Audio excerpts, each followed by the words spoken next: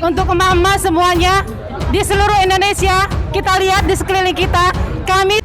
Assalamualaikum warahmatullahi wabarakatuh, sahabat Nusantara dimanapun berada, selamat berjumpa kembali.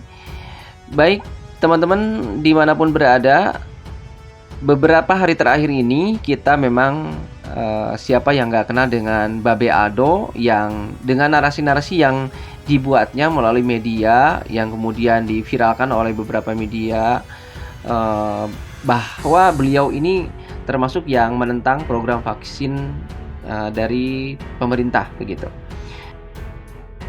Jadi beliau ini beberapa hari ini viral karena memang menuduh Kementerian Kesehatan ada permainan bisnis gitu ya, vaksin ya, sehingga disebut Kementerian Kesehatan ini di sana ada sarang mafianya begitu. Jadi sebenarnya yang beliau sampaikan itu ada alasannya begitu ya, ada dasarnya. Jadi beliau menganggap kenapa nih vaksin dipaksakan untuk seluruh masyarakat Indonesia, sehingga ada banyak masyarakat yang memang ditakut-takuti begitu ya.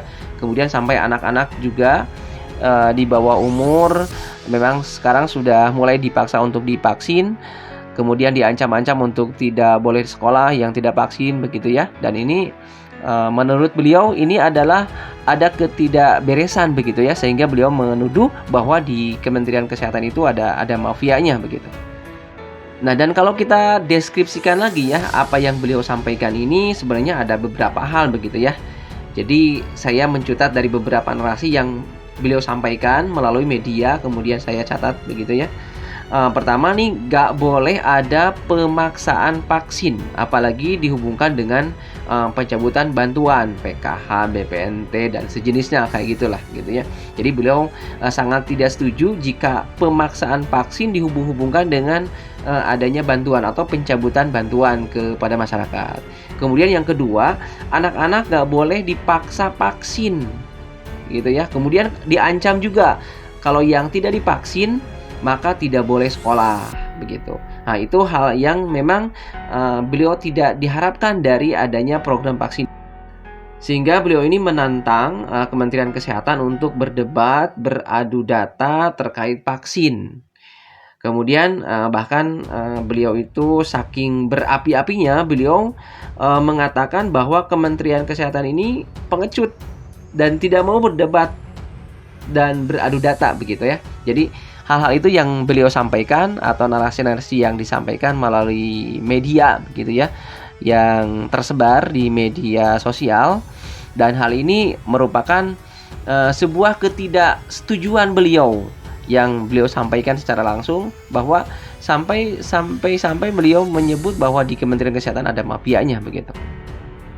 Sebagian pemerhati sosial menyebut bahwa narasi yang dibangun berbentuk provokasi, kemudian mempengaruhi, dan jelas ini menentang aparat negara untuk vaksin yang sedang digalakkan pemerintah. Nah, sehingga pemerintah yang sedang melindungi warganya dari wabah COVID ini terhambat begitu ya. Jadi ada hambatan dari program vaksinasi yang memang tujuannya adalah untuk melindungi warga dari wabah COVID. Dengan narasi-narasi yang dilontarkannya melalui beberapa media, jelas bahwa ini merupakan provokasi yang sangat membahayakan masyarakat. Sehingga aparat kepolisian tidak perlu adanya laporan dari pihak manapun, karena hal ini bukan sebuah delik aduan dan harus segera ditangkap dan dipidanakan. Nah, itu ya dari beberapa pemerhati sosial yang menyebutkan tentang narasi-narasi yang dibangun oleh Babe Aldo ini begitu ya. Nah, sekarang adalah kita sebagai masyarakat biasa nih, bagaimana menyikapinya. Jadi di sisi lain ada yang disampaikan, kemudian yang disampaikan oleh Babe Aldo ini ada alasannya begitu ya, terkait pemaksaan vaksin untuk usia dini begitu ya, 6-11 tahun, kemudian orang tua, lansia begitu ya semuanya. Kemudian di sisi lain narasi-narasi yang dibangun oleh Babe Aldo ini ternyata banyak yang menyebut bahwa itu sebuah provokasi yang perlu dipidanakan dan harus ditangkap begitu. Sehingga muncul beberapa tagar tentang penyeruan bahwa Babe Aldo ini harus segera ditangkap. Demikian, semoga bermanfaat. Assalamualaikum warahmatullahi wabarakatuh.